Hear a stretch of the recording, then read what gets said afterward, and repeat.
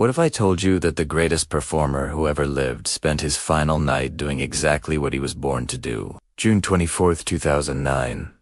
The Staples Center in Los Angeles. While most of the world was winding down, Michael Jackson was wide awake, under the lights, refining every beat, every step, every note of what was meant to be the biggest comeback in music history. Less than a day later, the news of his death would shock the entire planet. But on this night, there were no headlines, no breaking news, alerts, only Michael Jackson and the stage. This wasn't supposed to be the end. This was supposed to be the beginning. 50 sold-out shows at the O2 Arena in London. A tour called This Is It that would remind the world who he was. Not just a superstar, not just a legend, but the undisputed king of pop. People said he was too fragile, too tired, too broken by years of scandal and scrutiny. But inside that arena, on that final rehearsal night, Michael was doing exactly what he had always done, defying expectations. What really happened in those last hours? What did the cameras capture as he rehearsed Billie Jean, Thriller, and Earth Song one more time? Why did those who were there describe him as focused, funny, and creative, even after weeks of concern about his health? And what small, almost unnoticed moments from that night became unbearably meaningful once the world realized it was his last time performing? In this video, we're going to step inside that final rehearsal. We'll look at what the crew saw, what the dancers felt, and what the footage from this it reveals about Michael's state of mind. We'll explore the pressure he was under, the perfection he was chasing, and the haunting way he seemed both exhausted and energized at the same time. This is not just the story of a death. It's the story of a man who, even at the very end, refused to be anything less than an artist. It's about the cost of greatness, the weight of expectation, and the mystery of how someone so legendary could still be pushing himself harder than ever. So stay with me as we go inside the Staples Center on the night of June 24th, 2009. This is his last rehearsal. This is the final curtain before the world changed forever. This is Italiano. The story of Michael Jackson's final rehearsal night doesn't begin on June 24th. It begins months earlier, in early 2009, when the idea of a comeback went from fantasy to reality. Michael had been mostly out of the public eye. Years of legal battles, relentless media attacks, and financial troubles had left him isolated and under enormous pressure. But beneath all the noise, one thing hadn't changed: his need to create, to perform, to stand in front of an audience and transform music into something almost spiritual.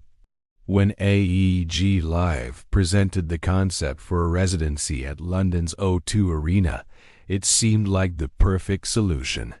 Instead of traveling the world, Michael could perform in one place. The shows would be produced at the highest level, giving him the time and structure he needed. The plan started modestly with 10 shows.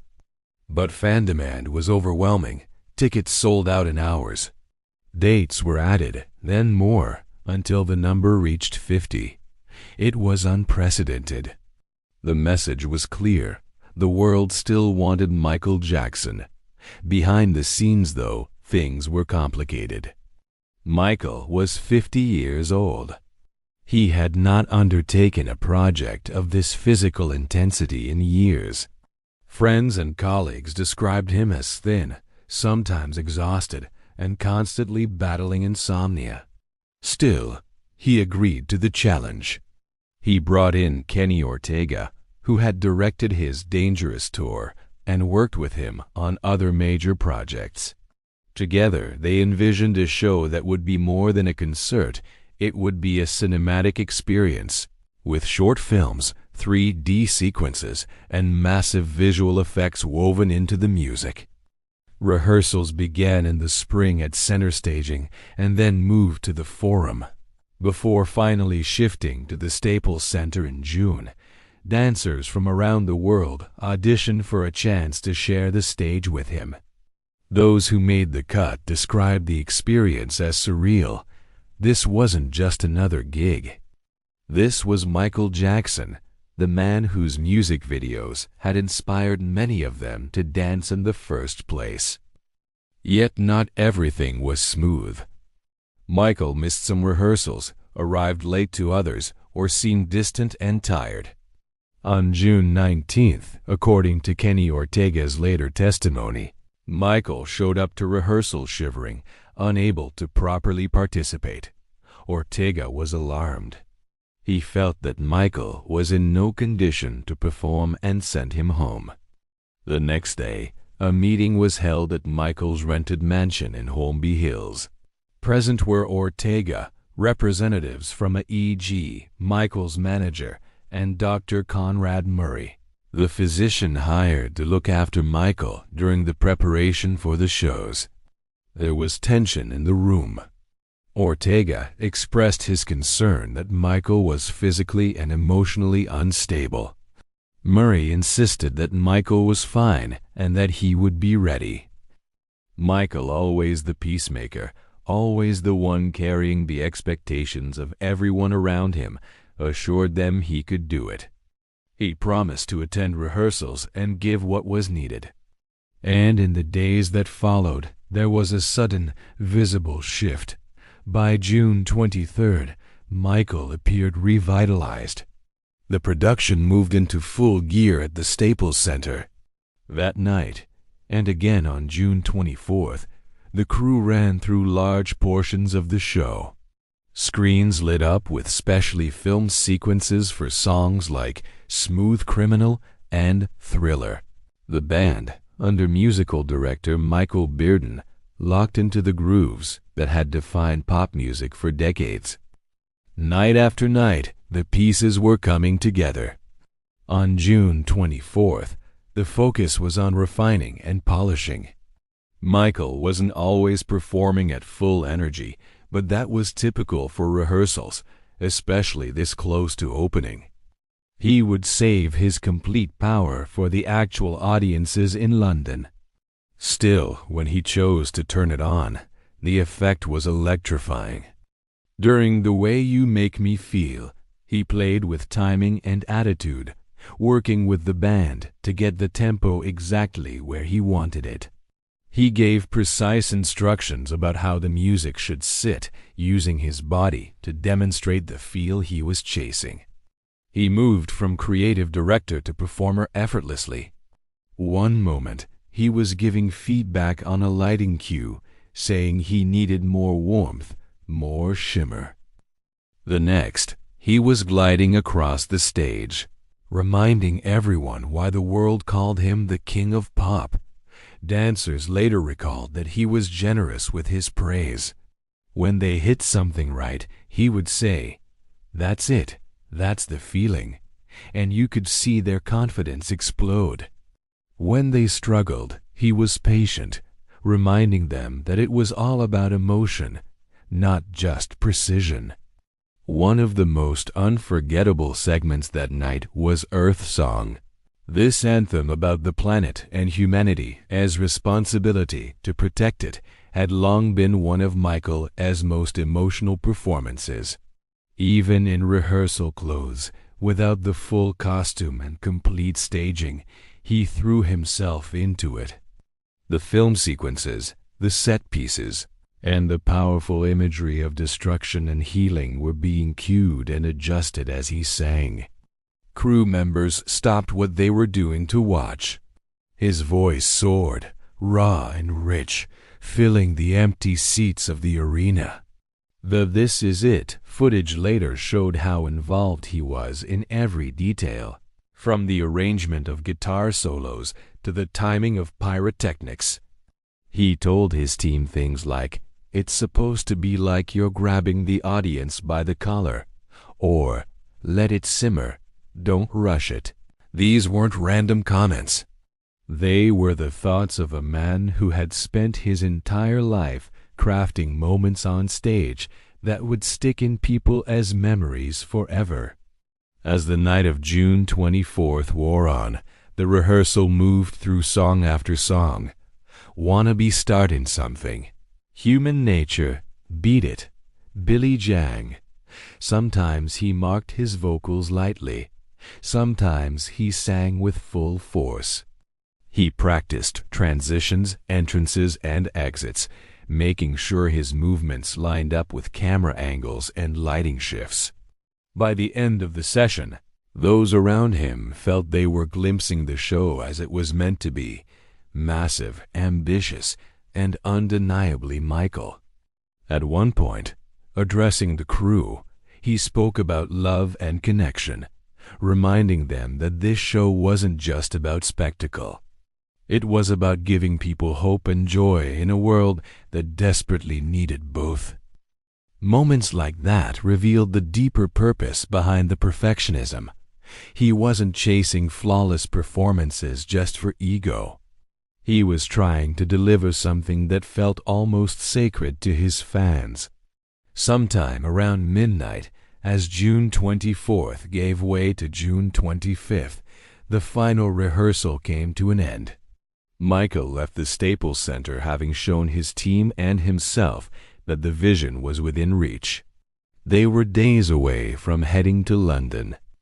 The crew was exhausted but excited. Dancers hugged, musicians packed up their instruments, and technicians powered down the massive systems that had brought the night to life.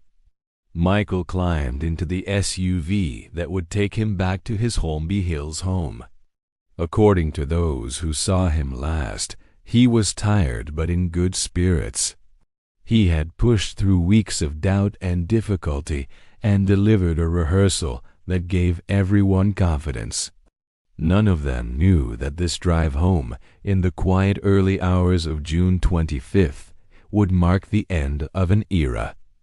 When Michael Jackson left the Staples Center, just after midnight on June 25, 2009, he had only hours left to live. Yet from the outside, nothing about that ride home suggested the scale of what was about to happen. The streets of Los Angeles looked like they always did. The city had no idea that one of its most famous residents was about to leave it forever. Back at the Holmby Hills mansion, Michael's 3 children, Prince, Paris, and Blanket, were asleep. The home, though luxurious, was essentially a base camp, a temporary residence while he prepared for London. Dr. Conrad Murray, his personal physician, was there as well. Murray had been hired to keep Michael healthy enough to meet the demands of rehearsal, performance, and travel. But healthy in this context was complicated. Michael had long struggled with severe insomnia, a problem that grew worse as the pressure of the comeback increased. According to Murray's statements and later court testimony, Michael repeatedly complained that he could not sleep. Conventional methods had failed him. Over time, a dangerous pattern developed: the use of strong sedatives and, ultimately, propofol, a powerful anesthetic, normally used only in hospitals and under strict monitoring. Michael reportedly referred to it as his milk because of its milky white appearance. Administering such a drug in a home setting without proper equipment was reckless and medically unjustifiable. The night after the final rehearsal, the routine was tragically familiar. Michael returned home, still wired from the adrenaline of performing and the constant worry about the shows ahead. He wanted to rest, but his body and mind would not easily allow it. The hours ticked by. Murray later claimed that he tried various medications to help Michael sleep. When those failed, he said, he finally agreed to administer a dose of propofol, mixed with other drugs that were still in Michael's system. Sometime late that morning, everything went wrong. The exact timeline has been the subject of intense debate. Phone records, expert testimony, and Murray's shifting statements suggest that Michael was left unattended for a critical period. When Murray finally realized that Michael was no longer breathing, precious minutes had already been lost. Instead of immediately calling 911, he attempted to revive him alone. Eventually, emergency services were contacted, and paramedics arrived at 12:26 p.m. The paramedics found Michael Jackson in cardiac arrest. His heart was not beating in a way that could sustain life. They worked on him at the house, trying to restart his heart, then rushed him to the Ronald Reagan UCLA Medical Center. Outside, crowds were already beginning to gather as rumors spread that Michael Jackson had suffered a medical emergency. Inside the hospital, doctors continued to fight for him. But the damage was too great. At 2:26 p.m. on June 25, 2009, Michael Joseph Jackson was officially pronounced dead. The shockwave that followed was unlike anything the digital age had seen up to that point. News websites crashed under the weight of traffic. Social media platforms saw unprecedented surges in activity. Television networks around the globe abandoned planned programming to broadcast live updates. For many people, the moment they heard Michael Jackson is dead is etched in their memory forever. Outside, UCLA fans began to sing his songs. At the Apollo Theater in New York, where Michael had performed as a child, people gathered with candles and posters. Outside the O2 Arena in London, fans who had tickets to the This Is It shows came together, grief-stricken and stunned. In cities all over the world, impromptu tributes sprang up as people danced to Beat It, Billie Jean, and Thriller in the streets. It was as if the entire planet had stopped for a moment to say goodbye.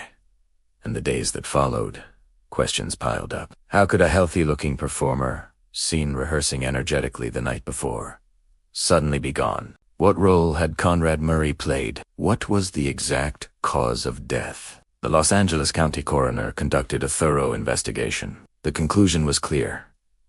Michael Jackson died from acute propofol intoxication, with other sedatives contributing to the fatal outcome. The death was ruled a homicide, not a natural event, and not simply an accident. Conrad Murray was eventually charged with involuntary manslaughter.